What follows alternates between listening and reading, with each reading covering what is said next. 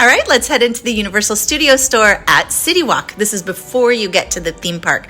Today we are checking out all of the new Universal Monster merchandise. The first thing that caught my eye were these adorable new plushies. You've got Frankenstein and the Bride of Frankenstein. Look how cute they are, and they're super soft. Dracula, the creature from the Black Lagoon, and of course our family favorite, the Wolfman.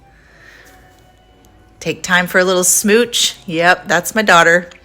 And they've got some adorable dresses going on, just some summer dresses. There's some really cute wallets and purses, men's shirts. These are unisex shirts, really. We've got, of course, our backpacks and t-shirts, drinkware, some really fun shot glasses, even pillows, and those sort of fancier woven throws. Those are pretty cute for home decor. And lots of cute t-shirts. Look at this adorable Loungefly backpack. I love that little logo right there. Look at the She's Alive bucket hat. This is really cute. That's all embroidered. Of course, there's baseball hats, and then there's even a knit hat. If you love the old retro posters, they've got those in print form for a pretty reasonable price. That would look really cute in a little media room. Not that my house is big enough for a media room. Now over in the other corner, there's lots of toys and t-shirts. Look at these great t-shirts with the old classic posters and images on them. Now these are those throwback to sort of like the 70s toys and mugs. Look at how cute these little toys are. Those are not actually vintage, but they have a cool vintage vibe to them.